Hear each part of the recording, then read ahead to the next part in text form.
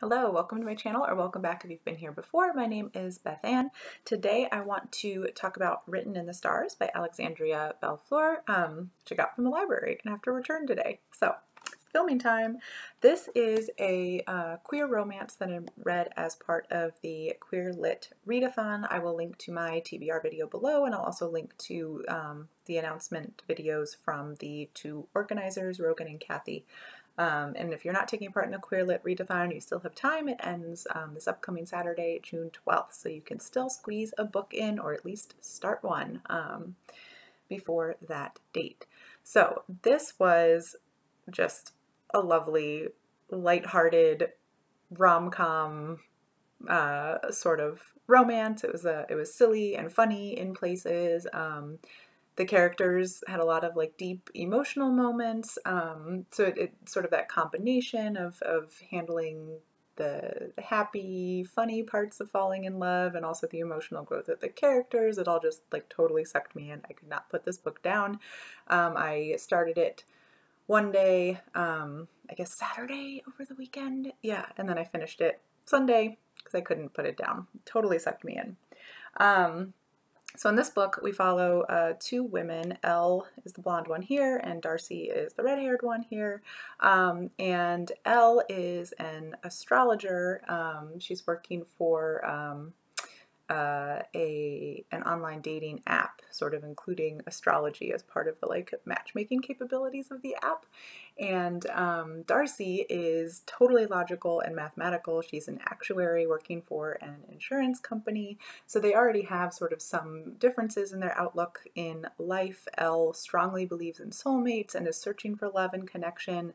Darcy has actually been burned in the past, went through a really bad breakup, and is pretty focused on career and success.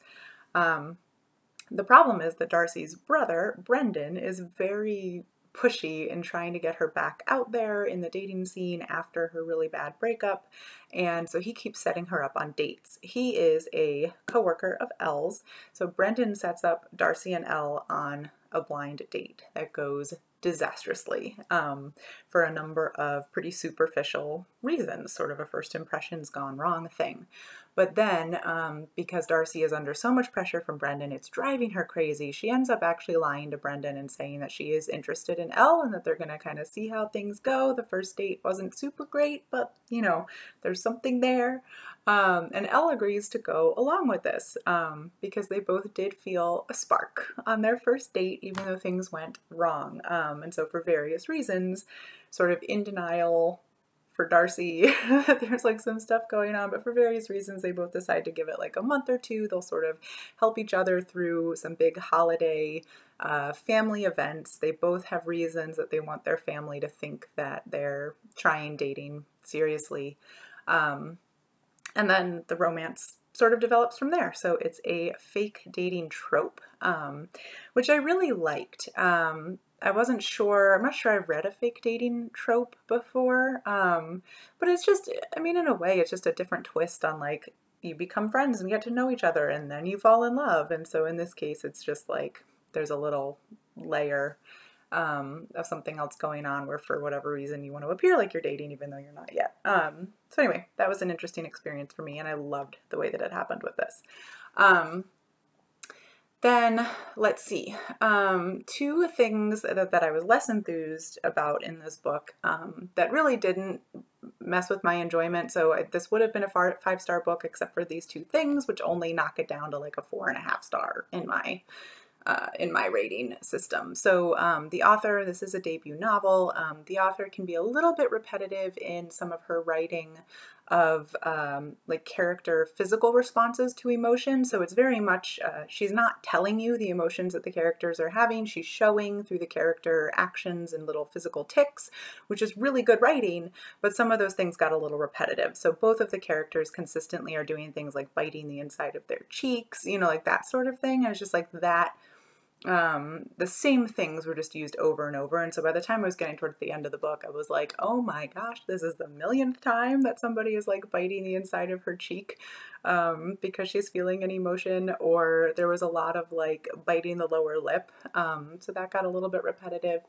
And then there were 2 points in the story where a main mover of the plot and the relationship between these characters is that one character, Elle, overhears a conversation between Darcy and someone else. So early on, Elle accidentally overhears a phone conversation between Darcy and her best friend Annie, and then towards the end of the book, Elle accidentally overhears part of a conversation between Darcy and her mother, and those conversations are the fact that Elle overheard them and what she learned is really pivotal in moving the plot forward in those 2 points, and I wasn't a huge fan of that. If it happens once, that's fine, but I don't know, that it feels a little too contrived for me, the accidentally overhearing part of a conversation thing.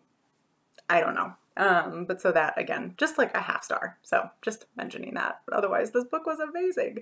I have already reserved on hold from the library the sequel. So I mentioned Brendan, Darcy's brother. So he does get a love story in the next book. He is not queer, he's straight, but I think his sister, who he's very close to, Darcy and Elle, are going to be part of that book as well, I assume.